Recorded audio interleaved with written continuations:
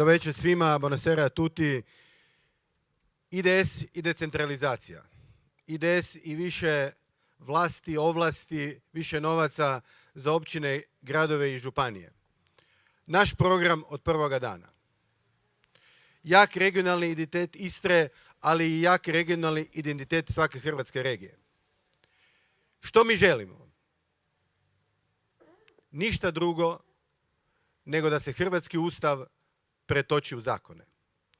Ustav Republike Hrvatske koji je doživio izmjene još davno za vrijeme Račanove vlade, kad sam ja imao čast biti s njim u toj vladi, tada smo promijenili ustav, tada smo napravili prve stidljive, moram reći, korake prema decentralizaciji, jer je tada bilo onih u vladi koji su bili protiv toga.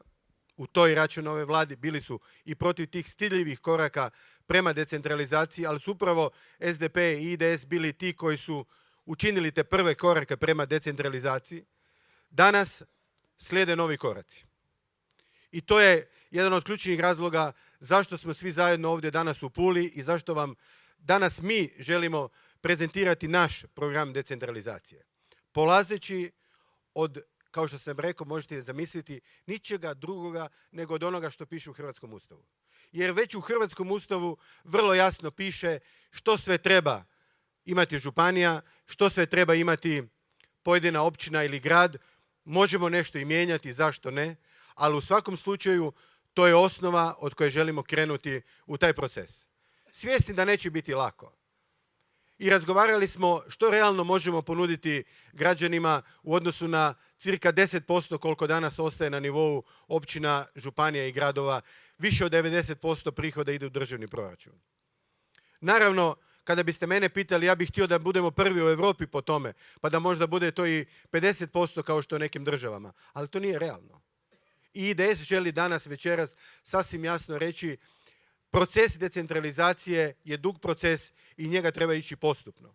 I mi smo vrlo zadovoljni kada danas možemo vama, jer zato što to možemo vrlo realno učiniti, ponuditi decentraliziranu Hrvatsku u kojoj će prihodi umjesto od cirka 9 do 10% narasti između 20 i 25%.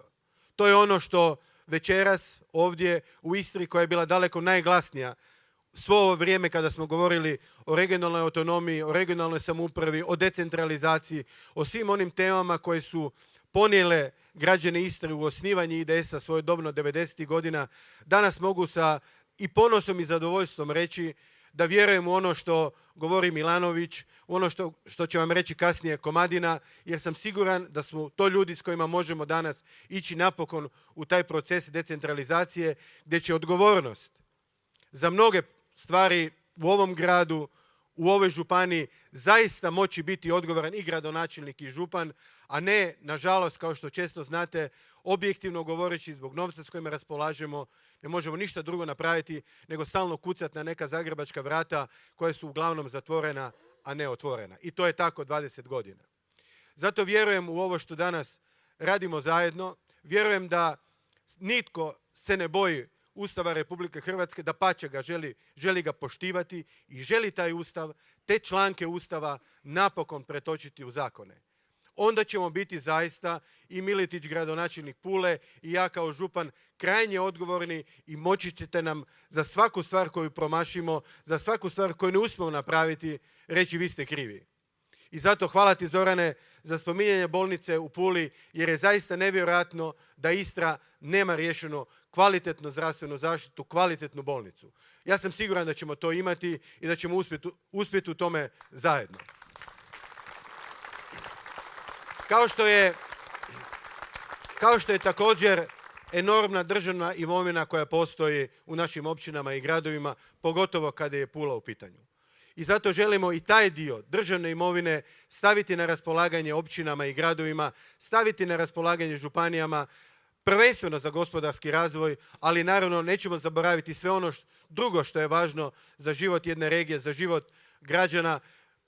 Mislim tu prije svega na potrebe u kulturi, potrebi u obrazovanju, znanosti, potrebi u sportu i svemu onome što čini kvalitetan život življenja u jednoj općini, gradu ili u jednoj županiji.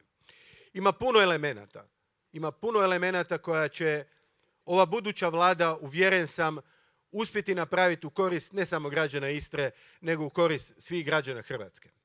Jer decentralizacija je proces koji će donesti dobro svim građanima Hrvatske, jer sam siguran da će svaki načelnik, svaki gradonačelnik, svaki župan, neovisno o političkoj stranci kojoj pripada, imajući više sredstava, imati i daleko veću odgovornost. I građani će moći daleko više prstom upirati u neefikasnost neke općine, grada ili županije. To je ono što želimo. Želimo na nižim razinama preuzeti odgovornost za budućnost Hrvatske. Vlada ima svoje obaveze, država ima svoju odgovornost upravljanja državom, a sve ono principom supsidijarnosti, koji je također zapisan u Hrvatski ustav, principom supsidijarnosti želimo odgovornost na razini načelnika, načelnice, župana, županice. To je ono što želimo napraviti i za što sam siguran da će Istra glasati i dati svoj glas. I zaključujem. Istra, građani Istre, siguran sam i građani Hrvatske, žele promjene. Žele promjene. Velika većina želi promjene. Istinske promjene i jedino istinske promjene u ovoj zemlji zbog snage ove koalicije na čelu s SDP-om donosi ova koalicija. Glas za nas je glas za sigurne promjene. I drugi nude promjene i trebaju nuditi promjene, jer zaista trebaju nam promjene u ovoj zemlji, ali svaki drugi glas je glas rizika. Glas za ovu koaliciju je siguran glas za promjene. Idemo zajedno u promjene. Hvala vam lijepo.